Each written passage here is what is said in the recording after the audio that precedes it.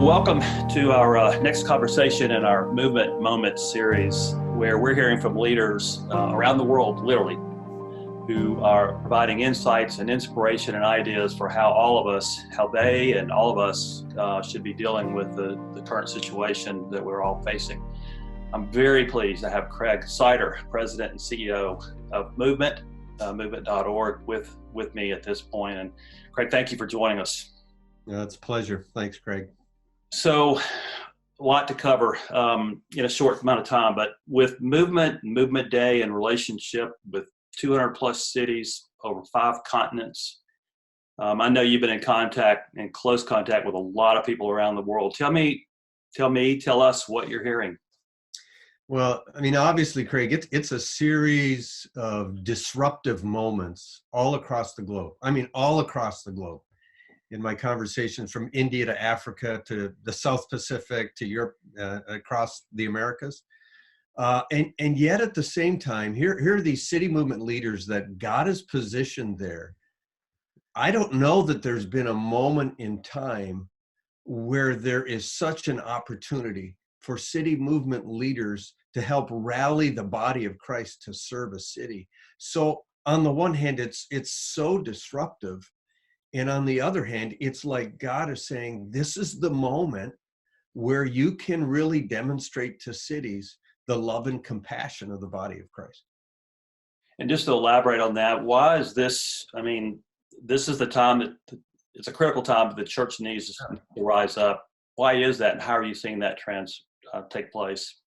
Well, I think what the world is hungering for is this beautiful reputation of the church, of the body of Christ, whether it's in church leaders and church folks, whether it's people who follow Jesus in the business place, whether it's nonprofit leaders.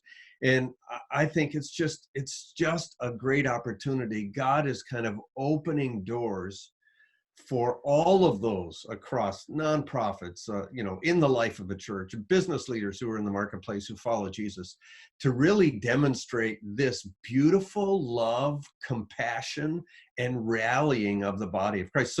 So we link arms with civic leaders, but we link arms to serve them. We're not positioning ourselves against things.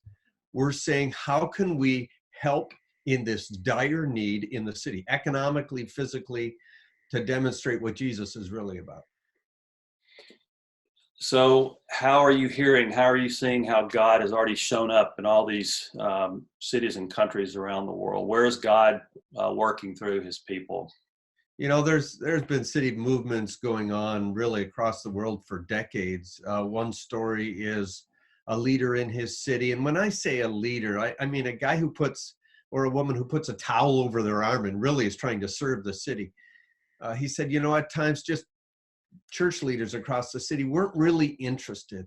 He said, on my Zoom calls these days, everybody's in the room, the Zoom room, and everybody's the same size because that square is the same size for everybody. But it's kind of heightening in all of these followers of Jesus. How do we serve the city? How do we lean into the brokenness that the city is feeling right now? So one guy says that, another person says, I've been given a vest by the city to go into the war room for the city, representing the breadth of the churches in my city, to say, how can we rally the church to be places of help to what are these acute needs going on in the city right now?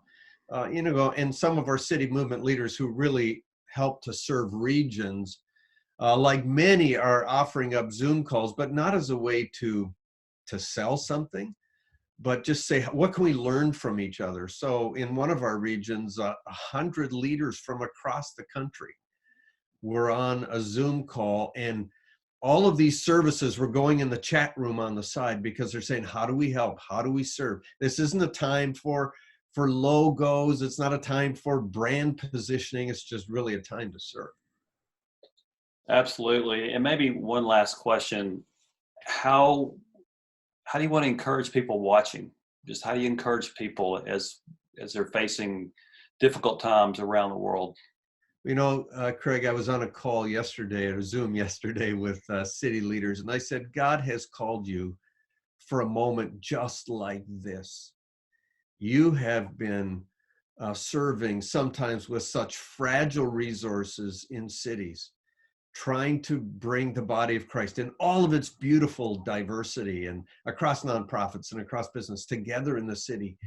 And you've done it with a servant's heart, and God has designed you now for a season such as this. So that's my encouragement to city movement leaders.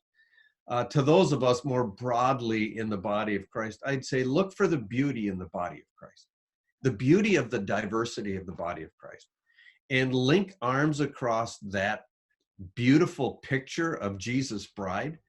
And then, because we are inclined to do this as followers of Jesus, just look for ways to serve in your city, whether, some of us are kind of locked down, right? So whether it's just in your particular neighborhood, your cul-de-sac, your group of houses, your apartment building, or whether it's more broadly in the city, just put that John 13 towel over your arm and seek to serve. That's the best reputation we can have in this season. Well, thank you, Craig. Thank you for your time. Very encouraging. Bless you for what you're doing in this ministry and how you're serving people around the world. So thank you. Thanks, Craig. Take care.